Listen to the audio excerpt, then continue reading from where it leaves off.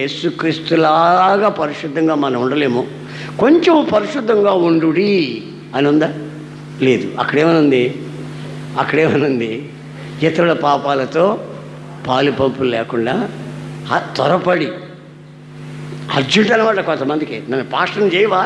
మాలో ఉన్నారు కొంతమంది తెల్లటి బట్టలు వేసుకొని, 2 ఏళ్ళైంది 3 ఏళ్ళైంది మమ్మల్ని ఇంకా పాస్టర్లు చేయరా అని మీరు అడిగితే మాత్రం చేయం. అడిగితే ఇంకొక సంవత్సరం లేట్ అవుతూనే ఉంటుంది. మీరు ప్రవర్తిస్తే సేవకులుగా మేము దానికి యోగ్యులను ఎంచి అభిషేకం చేస్తాం పాస్టర్గా. మమ్మల్ని చేయరా, ఇంకా చేయరా, ఎప్పుడు చేస్తారు? వచ్చే సంవత్సరం అంటుంటే వచ్చే సంవత్సరం రాసి పెట్టుకోవడమే. 10 ఏళ్ళైనా చేసే పని ఉండదు. ఎందుకంటే ప్రవర్తన కావాలా.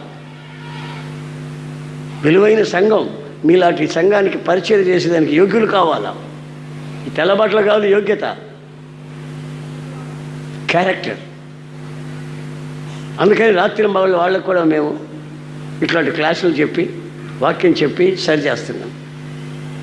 ఎవరి దగ్గర పోయి 10 రూపాయలు అడుక్కోకండి దిక్కులేని వాళ్ళలాగా. విశ్వాసంలో ఉండండి. సంఘం విలువైంది. విలువైన కుటుంబాలను ప్రభు మనకు అనుగ్రహించాడు. వాళ్ళకు పరిచయం చేయాలంటే మనం వాళ్ళకంటే విలువైన వాళ్ళుగా ఉండాలి. ఆ దర్శనం పొందాలి. సాధారణ మనిషిలాగా ప్రవర్తించొద్దు. సాధారణ కుర్రోళ్ళు ప్రవర్తించడం మీరు ప్రవర్తిస్తే ఇక వాళ్ళకి మీకు ప్రయోజనం ఏముంది? ఒక వేర్పాటు జీవితం, ప్రత్యేకమైన జీవితం మీరు చేయాలి అని మాతో ఉన్న దైవ సేవకులకు కూడా మేము ఇలాంటి కార్యక్రమాలే నేర్పిస్తూ వస్తున్నాం. ఉండలేని వాళ్ళు వెళ్ళిపోతున్నారు. అయ్యా మేము ఉండలేం బాబు, ఇది చాలా కట్టలుగా ఉంది, మాకు సెంట్రల్ జైల్లాగా ఉంది, అబ్బో ఈ పద్ధతుల్లో మేము ఉండలేమంటే వెళ్ళిపో. ఇది ఒక గవర్నమెంట్, ఇది దేవునికి స్తోత్రం. సంఘం అనేది చిరిగినటువంటి ఇస్త్రీ కాదు.